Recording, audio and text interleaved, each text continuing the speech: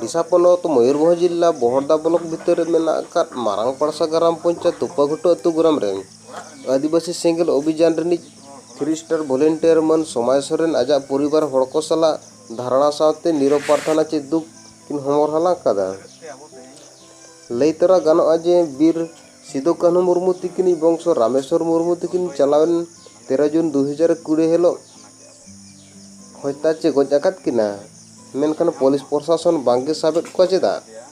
ओनाते गोटा पड़ा आदिवासी को मेदरे दुख रिनांग में दाग जरोग कना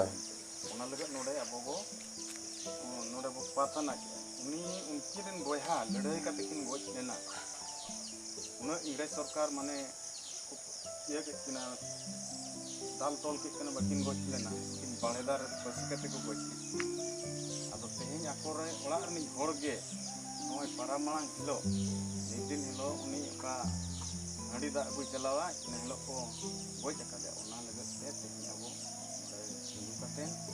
इंटोने को तेहेन आपे नोडे नीरव प्रार्थना के आपे गोके आर नो चेत बाबत फिर नीरव प्रार्थना के आर नो ओना कारण बिन लय तबन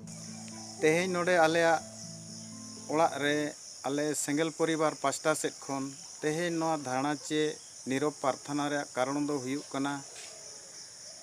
आबोरिन सिदो मुर्मू और कान्हू मुर्मू तिकिना आयुर ते तेहेन आबोआ संताल पारगना दिसम बो नाम लेआ मेनखान ओना हासा जायगा दो आबो लगत जीवी कना जीवन कना ओना हासा बेगर आबो बाबो बांचावा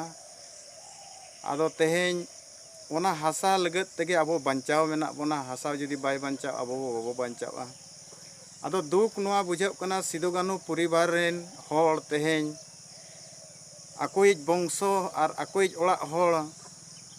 रामेश्वर मुर्मू 13 जून तारीख हिलो तिनंगन होड़ते चको गोज आकादेया आदो नोआ दुख इदी कते गे तेहेन आले सेंगेल परिवार रे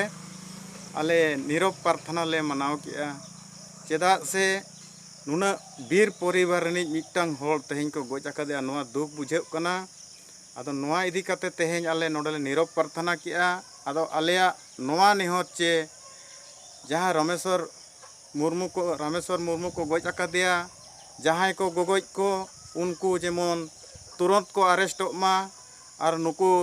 सजा को नाम मा नोआ गे आलेया प्रार्थना दो हुयुक कना जेमन लगन ते लगन नुकु को अरेस्ट मा आ निया मेन कते गे अलिन नोडलिन मुचेद केदा मा अबिना परिचय अलिना ᱧᱩᱛᱩᱢ दो समाय सोरेन और नोआ दो हुयुक कना सेंगेल परिवार और आदिवासी सेंगेल अभियान रिन संगठन हो कनालिन और सेंगेल वॉलंटियर हो कनालिन मयूरभंज खन हजाम हांसदा तिकिन रिपोर्ट सेंगेल मीडिया ओडिशा।